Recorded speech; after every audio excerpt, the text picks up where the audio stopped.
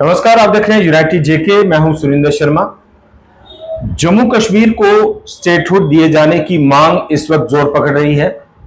हाल ही में 5 अगस्त 2019 को जब धारा 370 जम्मू कश्मीर से खत्म की गई, वो दिन भी मनाया गया।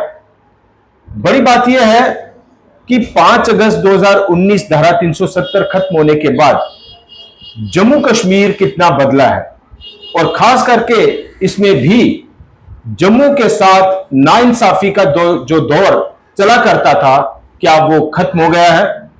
कई संगठन इसके ऊपर बड़ा मुखर होकर बोला करते थे, जिसमें से एक विश्व हिंदू परिषद संगठन भी है।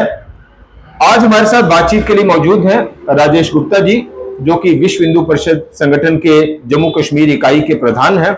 उनसे हम बात करेंगे इस पूरे माहौल को लेकर, इन पूरे हालात को लेकर, बातों को लेकर। राजेश जी, बहुत बहुत स्वागत है। नमस्कार। नमस्कार राजेश जी, क्या माना जाए, जम्मू कश्मीर कितना बदला है 370 खत्म होने के बाद? जम्मू कश्मीर प्रगति, विकास, तरक्की की दौड़ में कितनी तेजी से आगे बढ़ रहा है, और उसमें जम्मू कहां खड़ा है? कि पहली बात तो जहां तक इंफ्रास्ट्रक्चर डेवलपमेंट की बात है, वो तो आपको सामने नजर आती है। उस पर कोई ऐसा नहीं है कि हम ये कहें कि कोई कागजों में है या क्या है। जो है वो सामने है। किसी को वो ठीक लगे, किसी को वो कम लगे, किसी को वो ज़्यादा लगे। हमारी एक्सपेक्टेशन से ज़्यादा हो रहा है, हमारी एक्सपेक्टेशन से कम हो रहा है, लेकिन इंफ्रास्ट्रक्चर डेवलपमेंट सारी की सारी हमारे सामने है। 370 टूटने के बाद मुझे लगता है कि बहुत सारे मेडिकल कॉलेजेस यहाँ एग्जिस्टेंस में आए हैं, हमें मानना चाहिए। 370 टूटने के बाद ये जो जम्मू श्रीनगर नेशनल हाईवे है, उसके ऊपर कितनी टनल्स नई बनी हैं, और उसके बाद एक्सप्रेस वे का भी जो काम जो तेज़ी के साथ यहाँ चलना शुरू हुआ है, जम्मू हवाई अड्डे का विस्तार जो होना शुरू हुआ है, वो कुछ चीज़ें जो है धरातल पर नज़र आ रही है। वही लाल चौक था 1992 में, बड़ा माननीय मुरली मनोहर जोशी जी और वर्तमान प्रधानमंत्री श्री नरेंद्र मोदी जी उस वक्त वहां जाना चाहते थे, और तत्कालीन केंद्र सरकार ने उसको रोकने के सारे यत्न किए। जम्मू ने अपनी आंखों से देखा, और आज आप चाहे रात को 12 बजे जाएं, चाहे रात को तिरंगा यात्राएं वहां पे निकल रही है, यात्राएं रोज अभियान चल रहे हैं, और जिसको कहे कि कुपवाड़ा से लेकर के नीचे अनंतनाग तक हर जगह तिरंगा यात्राएं निकल रही हैं। ये माहौल में बदलाव हुआ है।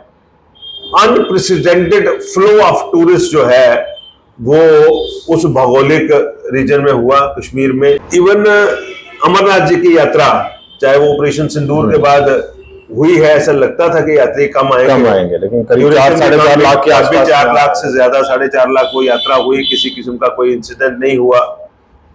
इलेक्शंस हुए, सबसे बड़ी बात है, और इंसिडेंट फ्री इलेक्शन हुए यहाँ पर। तो लॉ एंड ऑर्डर का क्षेत्र जो है, उसमें आप ये कह सकते हैं कि काफी हद तक। तो आप मानते हैं कि मानसिकता बदली है? जो कश्मीर आधारित या केंद्रित मानसिकता थी, जो अलगाववाद की मानसिकता थी, जो प्रो पाकिस्तान मानसिकता थी, उस पर चोट हुई है, प्रहार हुआ है, वो बदली है? मुझे लगता है कि इस्लामिक आतंकवाद की जो मानसिकता कश्मीर में और जम्मू संभाग के कुछ लोगों में थी, उस मानसिक विचारधारा को आगे ले जाने वाले बहुत सारे ऐसे लोग हैं जिनको सुरक्षा एजेंसियों ने, जिनके ऊपर शिकंजा कसा है, और उसके बाद उस तरह का जो टेरर नेटवर्क है वो ब्रेक हुआ है, और जिससे कि जो पॉजिटिव विचारधारा के लोग हैं, चाहे वो कश्मीर में रहते हैं, चाहे वो जम्मू संभाग में रहते हैं, वो मजबूत हुए हैं, जिसकी वजह से ये सारी एक्टिविटीज ये तो माना जाए कि ऐसी मानसिकता वाले जो लोग थे, अब उनको लगता है कि ये बर्दाश्त भी नहीं हो, इसकी गुंजाइश भी नहीं है। देखिए, वो लगता इसी करके है कि सामने जो सरकार या सुरक्षा बल है, वो उनको हैंडल करने के लिए उनकी इच्छा शक्ति उस तरह की है कि अब हमने लिहाज किसी का नहीं करना, हमने जम्मू कश्मीर को आतंकवाद से मुक्त करना है, हमने जम्मू कश्मीर को इस तरह के फॉल्स प्रोपेगेंडा से मुक्त करना है, और इस तरह के जो गलत एलिमेंट्स हैं उनसे मुक्त करना है। जब उनको सामने नजर आता है कि अब अपीजमेंट की पॉलिसी नहीं है, तो इस करके वो मेन स्ट्रीम में आने के लिए धीरे धीरे करके तैयार हो ये जाते एक बड़ा बदलाव तो माना जाए कश्मीर में कि अब वो अलगाववाद का दौर नहीं है, अब वो पत्थरबाजी का दौर नहीं, अब वो हड़तालों का दौर नहीं, हड़ताली कैलेंडरों का दौर नहीं है। जी। अजय जी, हम बात कर रहे थे जम्मू कश्मीर और जम्मू कश्मीर में जम्मू की, जी। जम्मू का पॉलिटिकल, सोशल और इकोनॉमिक एम्पावरमेंट, हाँ जी। इन पैमानों पर, इन पैरामीटर्स पर आपको लगता है जम्मू आगे बढ़ रहा है या जम्मू कहां खड़ा है? देखिए, मैं बिल्कुल मानता हूं जम्मू आगे बढ़ रहा है, लेकिन उसके साथ साथ मैं ये भी मानता हूं कि जिस स्पीड के साथ जम्मू के लोगों की एक्सपेक्टेशन है आगे बढ़ने की, या जिस स्पीड के साथ कश्मीर संभाग में टूरिज्म या डेवलपमेंट आगे बढ़ी है, उससे जम्मू संभाग में स्पीड कम रही। उसकी एक बड़ी वजह भी है। वजह यह है कि अल्टीमेटली काम करना किसने? ब्यूरोक्रेसी ने, प्रांत की नौकरशाही ने काम करना है। अब ब्यूरोक्रेसी में भी जो केंद्रीय सेवाओं के जो अधिकारी हैं ऊपर कुछ पदों पर बैठते हैं, पॉलिसी मेकिंग उनका काम है, और डाउन द लाइन जो पॉलिसी इंप्लीमेंटेशन है वो हमारे स्थानीय अधिकारियों ने करनी होती है। स्थानीय अधिकारियों में जो इकोसिस्टम है, उस इकोसिस्टम में अभी भी बहुत सारे लोग ऐसे हैं जिसमें कश्मीर की इस्लामिक अलगाववादी मानसिकता वाले लोग शामिल हैं। वो तो चलो अभी पकड़े भी जा रहे हैं, पकड़े भी टेरर लिंक्स मामले में, सपोर्टिंग मामले में, लेकिन वो अभी भी जहां हिंदू बहुल क्षेत्र है उसकी इकोनॉमिक डेवलपमेंट के एजेंडे में कहीं ना कहीं पे व्यवधान उत्पन्न करते हैं। ये बात आपको माननी चाहिए कि वो स्लो क्यों है। जब केंद्र सरकार इक्विटेबल डेवलपमेंट करना चाहती है, इसमें डाउन द लाइन पहुंचते पहुंचते चीजें एक तरफ तेज हो जाती है, एक तरफ स्लो हो जाती है। इसमें आपको सिक्के का दूसरा पहलू क्या ये लगता है कि इस वक्त ये भी बड़ी बात उठती है कि इस वक्त जो है वो मैक्सिमम ब्यूरोक्रेसी जी बाहर की है, डेपुटेशन वाली है, जो जम्मू कश्मीर का लोकल ब्यूरोक्रेट है वो बिल्कुल साइडलाइन किया हुआ है, इसलिए भी बहुत सारी चीजें समझ में नहीं आती, लोगों के प्रॉब्लम समझ में नहीं आती, उनके सोल्यूशन के लिए बात नहीं हो पा रही। देखिए, साइडलाइन मुझे समझ में नहीं आता, किसी ना किसी पद पे काम कर रहे हैं ना, हर पद इंपॉर्टेंट, हर पोस्ट पोजीशन इंपॉर्टेंट है, ऐसा नहीं है। इसमें साइडलाइन और नॉन साइडलाइन की मुझे लगता नहीं है कोई क्लासिफिकेशन है, मैं उस बात से सहमत नहीं हूं। ये जो इंटरनल कन्फ्लिक्ट है, कश्मीर का रहने वाला मुस्लिम नौकरशाहों का एक वर्ग ऐसा है जो कि उस पुराने इकोसिस्टम से प्रभावित है, जो चीजों को इंप्लीमेंट नहीं होने दे रहा बहुत सारी जगहों पर, और वो कहीं ना कहीं पे जो हिंदू बहुल एरियाज हैं उनकी डेवलपमेंट में कोई ना कोई तरीके से रोड़े अटकाने की कोशिश करता है। ये हमने एक्सपीरियंस किया है, अभी भी चल रहा है, अभी भी चल रहा है। मेरा सवाल वही कि जम्मू का पॉलिटिकल, सोशल और इकोनॉमिक एम्पावरमेंट, क्या वो हो रहा है? अभी हो रहा है, उसकी स्पीड कम है, स्पीड कम है। मैं हो रहा, ऐसा नहीं है कि कुछ नहीं हो रहा, स्पीड कम, चीजें हो रही हैं, स्पीड कम है। ये कैसे बदलेगा? बीएसपी क्या मानती है कि ये कैसे बदलेगा? राष्ट्रवादी विचारधारा का प्रभुत्व बढ़े, अलगाववादी विचारधारा का पूरी तरह से खात्मा हो, तो ये सारी चीजें ठीक हो जाएंगी। बस ये वही वीएचपी है जब जम्मू के साथ नाइंसाफी की बात होती थी, हड़तालें भी होती थी, बंद भी होता था। क्या आज जम्मू के साथ कोई नाइंसाफी नहीं हो रही इसलिए बीएचपी पूरी तरह से खामोश है, सेटिस्फाई है कि सब ठीक हो रहा है इसलिए हमें कुछ करने की जरूरत नहीं है? ऐसा नहीं है। आप तो अवेयर सिटीजन हैं, आपको हमारा भी खबर है और बाकियों की भी खबर है। आज हमें एक संतोष भी है कि जम्मू कश्मीर यूनियन टेरिटरी के प्रशासन में एक वर्ग बहुत बड़ा, एक विंग ऐसा है, एक वर्टिकल ऐसा है जो राष्ट्रवादियों की और पूरे प्रांत की, पूरे यूनियन टेरिटरी की सुन रहा है।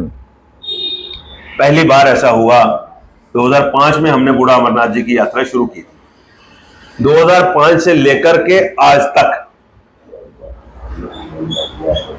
सभी पार्टियों के जो नेता थे, लोग थे, इस यात्रा में आते थे। ये इस साल पहली बार मैंने ये बूढ़ा अमरनाथ की यात्रा देखी है। जम्मू में हमारा फंक्शन भी हुआ है। नेशनल कॉन्फ्रेंस की जो इलेक्टेड गवर्नमेंट है उसका एक भी सदस्य बूढ़ा अमरनाथ जी की यात्रा की इनॉग्रेशन में नहीं आया। अच्छा। उसका एक भी सदस्य उसको 10 दिनों में फ्लैग ऑफ करने नहीं आया, मुझे बताइए। महामहिम उपराज्यपाल 2 बार उस यात्रा को पहले उसको उसके इनाग्रल फंक्शन में रहे, उसके बाद झंडी देने भी आए सवेरे 5 बजे उठ करके। ये 2005 से 25 तक 20 साल की हिस्ट्री में पहली बार हुआ। इसका मतलब कि प्रशासन का एक विंग जो है वो राष्ट्रवाद और राष्ट्रवाद के साथ जुड़ी हुई सभी कार्यों को प्रोत्साहन दे रहा है। जम्मू में आपके तवी नदी के ऊपर, सूर्यपुत्री तवी के ऊपर आरती शुरू हुई। रघुनाथ जी के मंदिर में आरती शुरू हुई वहां पर। उसके बाद रघुनाथ जी के मंदिर के बाद आरती शुरू हुई, उपराज्यपाल महोदय वहां आए, लोगों को एनकरेजमेंट मिली, रघुनाथ जी को पॉपुलैरिटी मिली उससे। तवी रिवर फ्रंट के ऊपर 2 बार उपराज्यपाल महोदय जो है और उनके साथ सारे का सारा वरिष्ठ स्थानीय प्रशासन वो वहां पर आया। तो जो मैं आपको कह रहा हूं वो वरिष्ठ स्थानीय प्रशासन कौन है? वो वही है एगमट कैडर वाले जिनको आप बाहर के कह रहे हो, और जिनको आप कह रहे हो कि स्थानीय है, उनका भी रोल रहा है। लेकिन बाहर वाले तो आके सीधा आके खड़े हो रहे हैं ना वहां पे।